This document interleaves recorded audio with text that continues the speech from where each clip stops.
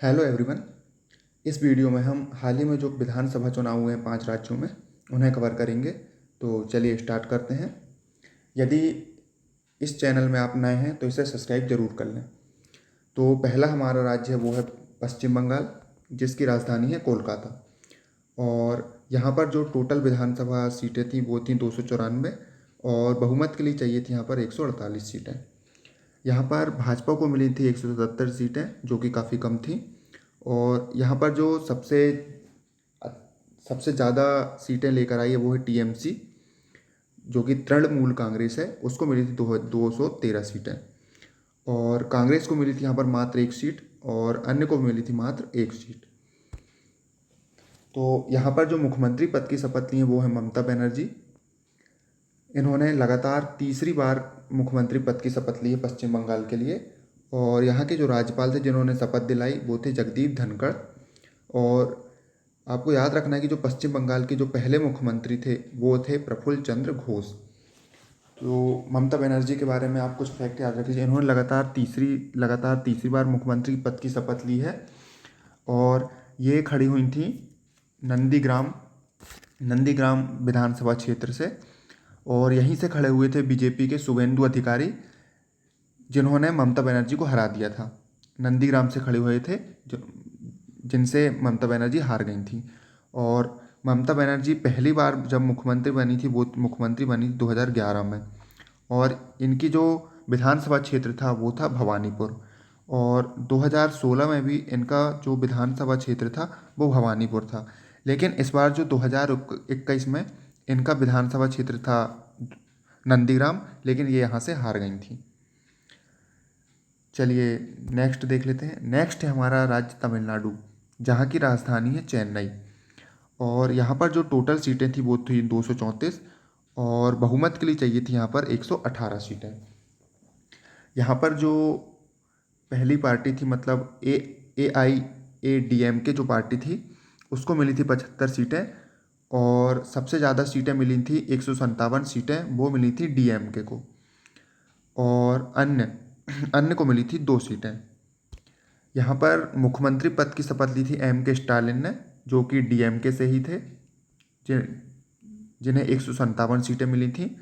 और यहाँ पर जो M K स्टालिन को जिन्होंने शपथ दिलवाई, मतलब राज्यपाल, वो थे वो हैं बनवारी लाल पुरोहित। और यहाँ के जो पहले मुख्यमंत्री थे वो हैं A K पलाना स्वामी यहाँ के पहले मुख्यमंत्री थे। नेक्स्ट राज्य देख लेते हैं। नेक्स्ट राज्य है हमारा असम। असम में जो टोटल सीटें थी वो थी 126। और यहाँ पर जो बहुमत के लिए चाहिए थी मात्र 63 सीटें चाहिए थी। यहाँ पर भाजपा को मिली थी 75 सीटें, कांग्रेस को मिली थी 50 सीटें, और अन्य को मिली है 1 सीटें।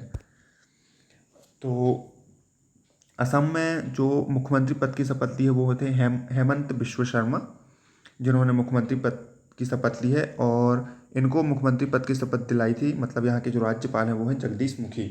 और यहाँ के जो पहले मुख्यमंत्री हैं वो थे गोपीनाथ बोरदोलोई। और जो हेमंत बिश्व शर्मा हैं ये हैं बीजेपी पार्टी के। इन्होंने रिप्लेस किया है सर्बानंद सोनोवाल को, ये आपको याद रखना है। असम में सर्बानंद सोनोवाल काफ़ी समय से मुख्यमंत्री थे, इन्हें रिप्लेस कर दिया है हेमंत बिश्व शर्मा ने। नेक्स्ट देख लेते हैं। नेक्स्ट हमारा राज्य है केरल, जिसकी राजधानी है तिरुवनंतपुरम। यहाँ पर जो लेफ्ट की पार्टी है उसको मिले थे 97 सीटें, और यहाँ कांग्रेस को मिले थे 41 सीटें, और अन्य को मिली थी मात्र 2 सीटें। यहाँ पर जो टोटल सीटें थी वो थी 140, और बहुमत के लिए चाहिए थी 71 सीटें। यहाँ पर जो मुख्यमंत्री पद की शपथ थी वो थे पिनराई विजयन, जो कि लेफ्ट पार्टी के थे। इनको शपथ दिलवाई थी P सदाशिवम ने, जो कि केरल राज्य के राज्यपाल हैं। और केरल राज्य के जो पहले मुख्यमंत्री थे वो थे EMS नंदू त्रिपाद, यहाँ के जो पहले मुख्यमंत्री थे। ये आपको याद रखना है फैक्ट। नेक्स्ट हमारा राज्य और लास्ट है पांडिचेरी, जहाँ की राजधानी है कराईकल। यहाँ पर भाजपा को मिली थी 16 सीटें, कांग्रेस को मिली थी 8 सीटें, और अन्य को मिली थी 6 सीटें। और यहाँ पर थे टोटल 30 सीटें। और बहुमत के लिए चाहिए थी 16 सीटें। तो